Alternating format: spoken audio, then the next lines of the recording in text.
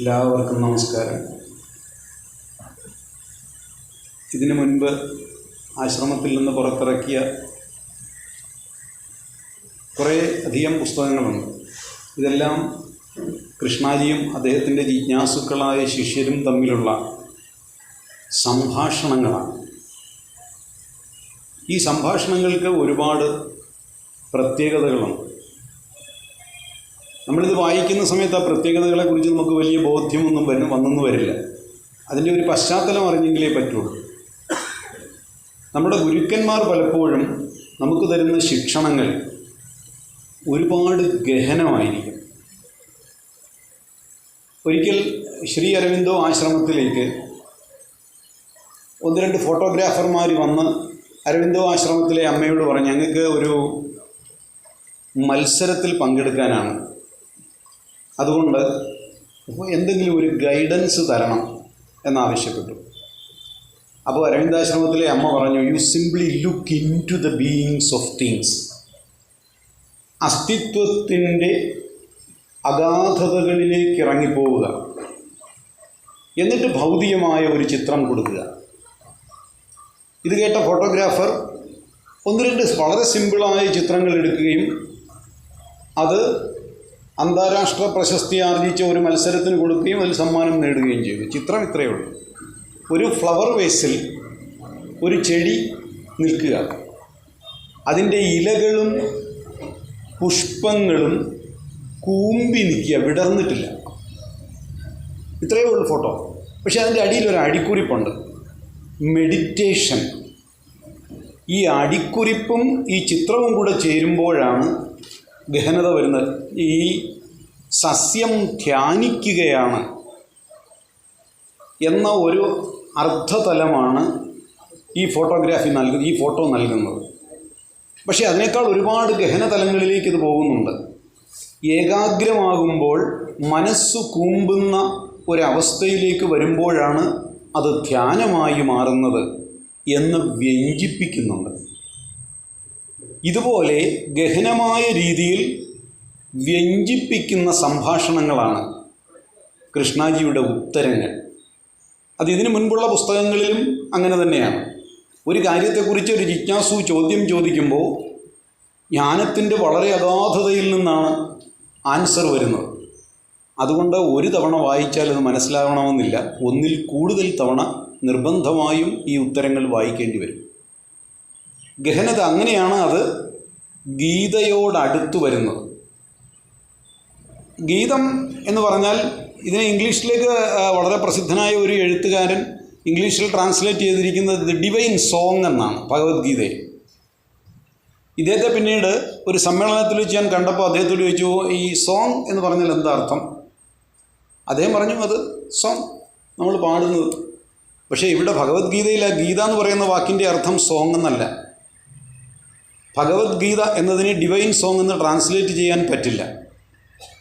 നമ്മുടെ ഒരു കൺസെപ്റ്റിൽ അധ്യാത്മശാസ്ത്രങ്ങളിൽ, ഭാരതീയ അധ്യാത്മശാസ്ത്രങ്ങളിൽ ഗാനം എന്ന് പറയുന്നതാണ് പാടാനുള്ളത്. ഗീതം എന്ന് പറയുന്നത് കുറച്ചുകൂടെ സൂക്ഷ്മമാണ്. നമ്മുടെ സംഭാഷണങ്ങളെ, എക്സ്പ്രഷൻസ്, നമ്മൾ പുറപ്പെടുവിക്കുന്ന നമ്മുടെ സംഭാഷണങ്ങളെ പല തലങ്ങളായി ആചാര്യന്മാർ വിഭജിച്ചിട്ടുണ്ട്. ഏറ്റവും സ്ഥൂലമായ ആശയപ്രകാശനമാണ് കോപഭാഷണം. ദേഷ്യം വരുമ്പോൾ നമ്മൾ സംസാരിക്കുന്നതാണ് ഏറ്റവും സ്ഥൂലമായ ആശയപ്രകാശനം. കോപം വരുമ്പോൾ കോപഭാഷണം എന്ന് പറയും. കോപമില്ലാത്ത സമയത്ത് നമ്മൾ സംസാരിക്കുന്നത് അതിനേക്കാൾ സൂക്ഷ്മമാണ്. അതിന് ഗദ്യമെന്നാണ് നമ്മൾ പറയുക. ഗദ്യത്തേക്കാൾ സൂക്ഷ്മമാണ് പദ്യം. പദ്യത്തേക്കാൾ സൂക്ഷ്മമാണ് ഗാനം. ഗാനത്തേക്കാൾ സൂക്ഷ്മമാണ് ഗീതം. അപ്പോൾ ഗീത എന്ന് പറയുന്നത് വളരെ സൂക്ഷ്മമായ ആശയപ്രകാശനമാണ്. വിപുലമായ രീതിയിൽ നമ്മൾ എത്ര കണ്ട് വാക്കുകൾ ഉപയോഗിക്കുന്നുവോ അത്ര കണ്ട് സ്ഥൂലമായി പോകും ആശയപ്രകാശനം. ഇപ്പോൾ ഉദാഹരണത്തിന് നമ്മളൊരു കാര്യം വിസ്തരിച്ച് പറയുക. ഇപ്പോൾ നിങ്ങൾ വീട്ടിൽ നിന്നിറങ്ങുന്നു, ഒരു മനുഷ്യൻ പറയുകയാണ്, ഞാൻ വീട്ടിൽ നിന്നിറങ്ങി മധുവനം വരെ വന്ന വിവരങ്ങൾ വിസ്തരിച്ച് പറയുക. ഞാൻ ഇത്ര മണിക്ക് എഴുന്നേറ്റു, ഇന്നത് ഭക്ഷണം കഴിച്ചു, ഇന്നതുപോലെ ചെയ്തു, ഇന്ന വണ്ടിക്ക് കയറി, ഇന്നതുപോലെ വന്നിറങ്ങി, എന്നിട്ട് നടന്ന് മധുവനത്തിലെത്തി എന്ന് പറയുന്നു. ഇതിന് ശേഷം അയാൾ പറയുന്നു സാമാന്യം ക്ലേശകരമാണ്, യാത്ര ക്ലേശകരമായിരുന്നു എന്ന് പറയുന്നു. അപ്പോൾ ഇത് ആ ഒരു മനുഷ്യനെ സംബന്ധിച്ച് മാത്രമേ ശരിയാകൂ.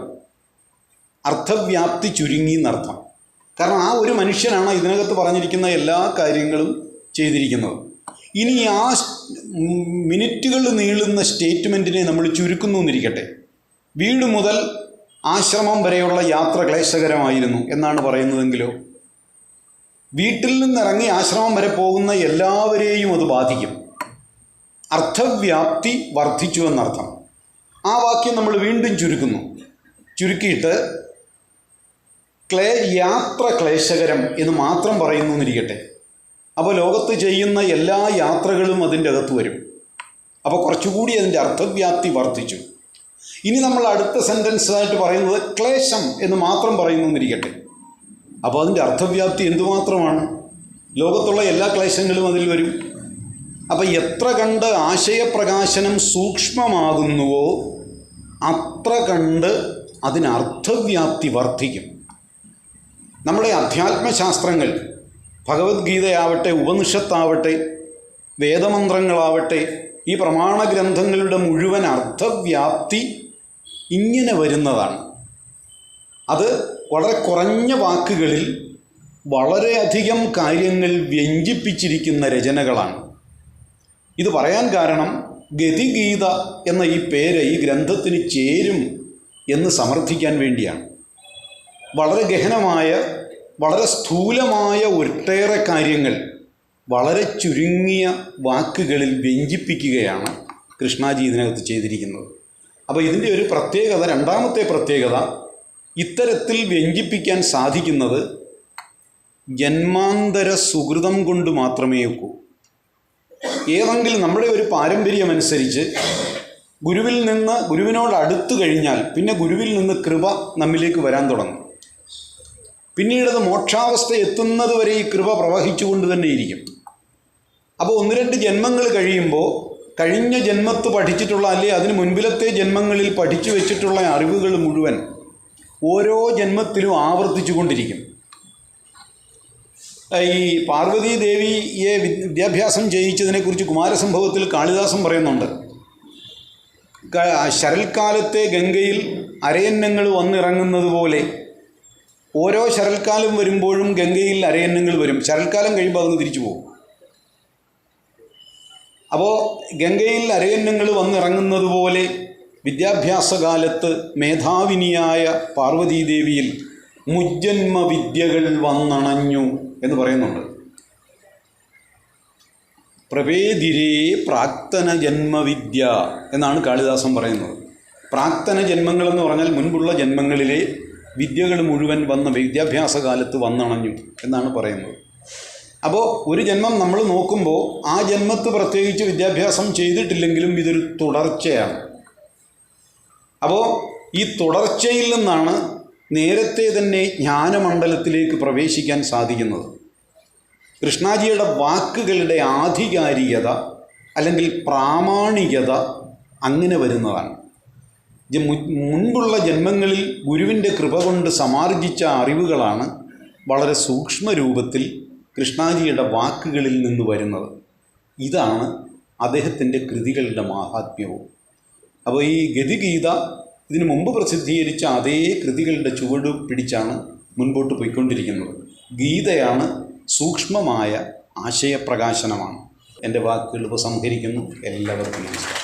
പ്രിയപ്പെട്ടവരെ, സ്നേഹനിധികളെ, ഏതൊരു മഹാപുണ്യത്തിൻ്റെ ആത്മപ്രഭാവമാണോ ഇവിടെ പ്രകാശിച്ചു കൊണ്ടിരിക്കുന്നത്, ആ ധാരയുടെ സുഹൃതവും സംഗീതവും ഏറ്റുവാങ്ങുന്ന മനസ്സിനെ നമുക്ക് വീണ്ടും നമസ്കരിക്കാം. ഇന്ന് ഗതിഗീതയുടെ പ്രകാശനമാണിപ്പം നടന്നത്. ആ ഗതിഗീത എന്താണെന്നും അതിൻ്റെ ആത്മപ്രഭാവം എത്രമാത്രം ശക്തമാണെന്നും എൻ്റെ പ്രിയ സുഹൃത്ത് ഗോപാലകൃഷ്ണ വൈദിക്ക് വളരെ വ്യക്തമായി നിങ്ങളോട് പറഞ്ഞു. അതിനപ്പുറം അതിനെപ്പറ്റി ഒരു സൂചന നൽകാൻ, ഒരു പ്രകാശം നൽകാൻ ആർക്കും കഴിയുകയില്ല. പ്രിയപ്പെട്ട കൃഷ്ണൻ കർത്തായുടെ എല്ലാ പുസ്തകങ്ങളിലും ഞാൻ അവതാരികയെ സൂചിപ്പിച്ചതുപോലെ തീർച്ചയായിട്ടും അത് ബഹുമാനപ്പെട്ട സ്വാമിജിയും അത് സൂചിപ്പിച്ചു. കാരണം നമ്മൾ ഓഷോയിലെ പ്രകാശമുണ്ടല്ലോ, ആ സ്പോണ്ടേനിയസ്, അതായത് നൈസർഗികമായി ഒരു പാണ്ഡിത്യവുമില്ല, പക്ഷേ പ്രകാശം ഇങ്ങനെ വരികയാണ്. ആ പ്രകാശം ഇങ്ങനെ സ്പോണ്ടേനിയസായി വരുന്ന ഒരു കൃത്രിമത്വവുമില്ലാത്ത, ഒരു ജാടകളുമില്ലാത്ത സ്നേഹപ്രവാഹമാണ്. ആ സ്നേഹപ്രവാഹമാണ് കൃഷ്ണൻ്റെ ഫിലോസഫിയിൽ വളരുന്നതും വരുന്നതും. ആ പ്രവാഹമായതിനാലാണ് നമുക്കേവർക്കും അത് ഹൃദയത്തോട് ചേർത്ത് പിടിക്കാനുള്ള ഒരു പ്രകാശം നമ്മൾ ഹൃദയത്തിലുണ്ടാകും. ആ സ്പോണ്ടേനിയസ് ആ പ്രകാശത്തെയാണ് നമ്മൾ ആസ്വദിക്കുന്നത്, അനുഗ്രഹിക്കുന്നത്. കാരണം ആ ഫിലോസഫി നമ്മൾ വായിക്കുമ്പോൾ നമുക്കത് ഭാരമാകുന്നില്ല. നമ്മളെ കൂടുതൽ കൂടുതൽ തെളിമയുള്ളവരാക്കുകയും പ്രകാശമുള്ളവരാക്കുകയും നമ്മുടെ തന്നെ ജീവിതത്തിൻ്റെ ഭാരത്തെ അഴിച്ചു കളയുകയും ചെയ്യുന്ന ആ നൈപുണ്യം എവിടുന്ന് വന്നുവെന്ന് ഗോപാലകൃഷ്ണ വൈദിക്കിപ്പം വളരെ വ്യക്തമായിട്ട് നമ്മളോട് സൂചിപ്പിച്ചു. അത് ജന്മാന്തരകൃതമാണ്. അത് ഒരു ടെക്സ്റ്റൽ നോളജ് അല്ല. അതാണ് അതിൻ്റെ അത്ഭുതം. നമ്മൾ അത്ഭുതപ്പെട്ടു പോകും. അദ്ദേഹം പറയുന്ന പലതിനോടും നമ്മൾ വിയോജിക്കാം. അത് നമ്മുടെ അതിൻ്റെ സൗന്ദര്യമാണ്. ആ യോജിപ്പും വിയോജിപ്പും അതിൻ്റെ സൗന്ദര്യമാണ്. ആ സൗന്ദര്യത്തിൽ, ആ പ്രകാശത്തിൽ ജന്മജന്മാന്തരങ്ങളിലായി കിടക്കുന്ന ഒരു ഗുരുത്വമാണ്. ആ ജന്മജന്മാന്തരങ്ങളുടെ ഗുരുത്വത്തിൻ്റെ സൗന്ദര്യമാണ് നമ്മളെ അതിൻ്റെ മുമ്പിൽ നമസ്കരിക്കാൻ പ്രേരിപ്പിക്കുന്നത്. ആ മഹത്തായ നമസ്കാരം, ആ നമസ്കാരത്തെ ഞാനും കൂടെ ചേർന്ന് നമസ്കരിച്ചുകൊണ്ട് അതിനെപ്പറ്റി എനിക്ക് അത്രേ പറയാൻ കഴിയുന്നു. ഈ പുസ്തകത്തിൻ്റെ സംപാദകൻ ശ്രീ സനു പി തോമസിനെ ഉപകാരനിരതരായി മുഖ്യാതിഥി സ്വാമി അനന്ത സരസ്വതി ക്ഷണിക്കുന്നു. നമസ്കാരം. ഒരു 3 വർഷം മുന്നെയാണ്, ഏകദേശം 3 വർഷം മുന്നെയാണ് ഞാൻ കർത്ത സാറിനെ ആദ്യമായിട്ട് പരിചയപ്പെടുന്നത്. ഒരു പ്രഭാതത്തിലാണ്. അദ്ദേഹം ഒരു മോർണിംഗ് വാക്കിൽ പോകുമ്പോഴാണ് ഞാൻ അദ്ദേഹത്തെ ആദ്യമായിട്ട് കോണ്ടാക്ട് ചെയ്യുന്നത്. അത്രയും ദൂരെ ഇരുന്ന് എന്നെ മധുവനത്തിലേക്ക് പ്രവേശിക്കാൻ അദ്ദേഹം അനുവദിച്ചു. അതൊരു മഹാഭാഗ്യമായിട്ട് ഞാൻ കരുതുന്നു. അദ്ദേഹത്തിൻ്റെ യൂട്യൂബ് വീഡിയോസുകളാണ് ഞാൻ ആദ്യമായിട്ട് കാണുന്നത്. അദ്ദേഹത്തിൻ്റെ അടുത്തേക്ക് വരുമ്പം എൻ്റെ ജീവിതത്തിലെ ഒരുപാട് ആശയങ്ങളുടെ മാനസികമായ സംഘടനകളും സംശയങ്ങളും ഒരു വടംവലി തന്നെയായിരുന്നു. അങ്ങനെ എൻ്റെ ജീവിതത്തിലുണ്ടായ സംശയങ്ങൾ, എൻ്റെ ആകുലതകൾ, ഇതെല്ലാം അദ്ദേഹത്തിൻ്റെ മുന്നിലേക്ക് ചോദ്യങ്ങളായിട്ട് വെക്കാൻ എനിക്ക് അനുവാദം തന്നു എന്നുള്ളതാണ് സത്യം. ഓൺലൈൻ ചർച്ചകളിലൂടെയാണ് അദ്ദേഹത്തോട് സംസാരിക്കാൻ എനിക്ക് സാധിച്ചത്. ഇവിടെ ഇപ്പോൾ 2ാമത്തെ തവണയാണ് എനിക്ക് വരാൻ സാധിക്കുന്നത്. ഈ ബുക്ക് മുഴുവനും ഞാൻ ചോദിച്ച ചോദ്യങ്ങളുടെ ഒരു സമാഹാരമാണ്. അദ്ദേഹം എന്നോട് സംബന്ധിച്ച കാര്യങ്ങളാണ്. എൻ്റെ ജീവിതത്തിൽ ഒരുപാട് സംശയങ്ങളും ആകുലതകളെയും മാറ്റി പ്രകാശം പരത്തി ആനന്ദമാക്കി മാറ്റിയ ഉത്തരങ്ങളാണ് ഈ ബുക്ക് മുഴുവനും. അത് നിങ്ങളുടെ ജീവിതത്തിലേക്കും പ്രകാശം പരട്ടട്ടെ, ആനന്ദം പകരട്ടെ എന്ന് ഞാൻ പ്രാർത്ഥിക്കുന്നു. എല്ലാ അനുഗ്രഹങ്ങൾക്കും അദ്ദേഹത്തിന് നന്ദി. എന്നെ ഇതിലേക്ക്, ഈ മധുവനത്തിലേക്ക് കാലുവെക്കാൻ അനുവദിച്ചതിനും 1000 നന്ദി. Thank you. ഈ പുസ്തകത്തിൻ്റെ ഛായാഗ്രഹം ശ്രീ കെ രഞ്ജിലാലിന് ഉപഹാരം സമ്മാനിക്കുന്നതായി സ്വാമി ദുർഗാനന്ദ മഹാരാജ ഞാൻ 2 വർഷമായിട്ട് നിരന്തരം ഈ ആശ്രമത്തിൽ വരികയും സാറുമായി എല്ലാ ദിവസവും ഇല്ലെങ്കിൽ പോലും മിക്ക ദിവസവും ഞങ്ങൾ തമ്മിൽ സംസാരിക്കാൻ എനിക്ക് സുഖമില്ല, നല്ല പനിയായിട്ട് കിടപ്പായിരുന്നു. ഇന്നുണ്ടെങ്കിൽ എല്ലാവരും വന്നതാണ്. എല്ലാവരും മംഗളങ്ങളും ഉണ്ടാവട്ടെ. സന്തോഷം. ഈ പുസ്തകത്തിൻ്റെ സംയോജകൻ ശ്രീ TS സുമേഷ്.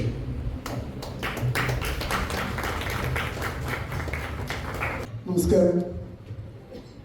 വേദിയിലിരിക്കുന്ന ബഹുമാന്യ വ്യക്തികളെ, സദസ്സിലിരിക്കുന്ന പ്രിയപ്പെട്ടവരെ, ഞാനതൊരിക്കലും പ്രതീക്ഷിച്ചിരുന്നില്ല. പെട്ടെന്നുള്ളൊരു പരിപാടിയായിരുന്നു. അപ്പോൾ ഈ പ്രോഗ്രാമിൻ്റെ ഇതുവരെയുള്ളൊരു രീതി എങ്ങനെയായിരുന്നു ഇതൊന്നും എനിക്ക് കൃത്യമായൊരു ധാരണയില്ല. എങ്കിൽ പോലും നമ്മുടെ കർത്താ സാറിൻ്റെ പുസ്തകമായിട്ട് ബന്ധപ്പെട്ടിട്ടാണ് നമ്മൾ പ്രവർത്തിക്കേണ്ടായിരുന്നത്. അദ്ദേഹത്തിൻ്റെ ഞാൻ കോപ്പറേറ്റ് ചെയ്തിട്ടിപ്പോൾ ഒരു 4ാമത്തെ പുസ്തകമാണ്. അപ്പോൾ അദ്ദേഹത്തിൻ്റെ വാക്കുകളായാലും ഇപ്പോൾ നമുക്കൊരു സ്പിരിച്വൽ ഡിസ്കോഴ്സുകളെല്ലാവരും മാസ്റ്റേഴ്സ് എല്ലാവരും ചെയ്തിരിക്കുന്നത്, അവലംബിച്ചിരിക്കുന്ന ഒരു രീതി തന്നെയാണ് കർത്താ സാറിൽ മെയിനായിട്ട് ഫോക്കസ് ചെയ്തിരിക്കുന്നത്. അതായത് നമ്മുടെ ചോദ്യോത്തര രൂപത്തിൽ. അപ്പോൾ നമ്മുടെ തന്നെ സൗഹൃദങ്ങളിലും അല്ലെങ്കിൽ മറ്റു പല സദസ്സുകളിലൊക്കെ ഞാൻ അദ്ദേഹത്തെക്കുറിച്ച് സംസാരിക്കാറുണ്ട്. കൃത്യമായിട്ട് ഒരു ആത്മീയമായ വഴികളിലൊരു വേറിട്ടൊരു സഞ്ചാരം നടത്തുന്നൊരു വ്യക്തിയാണ് അദ്ദേഹം. അപ്പോൾ അദ്ദേഹത്തെ പോലൊരു മഹാത്മാവിൻ്റെ ഒപ്പം വർക്ക് ചെയ്യാനും അദ്ദേഹത്തിൻ്റെ പുസ്തകത്തിനോട് സഹായിക്കാനും സാധിച്ചതിൽ എനിക്ക് അങ്ങേയറ്റത്തെ സന്തോഷമുണ്ട്. Thank you. ഗീതയുടെ തുടക്കത്തിൽ പറഞ്ഞിരിക്കുന്ന ഏതാനും വരികളാണ് ഏറ്റവും പ്രധാനപ്പെട്ടത് എന്ന് ഞാൻ വിശ്വസിക്കുന്നു.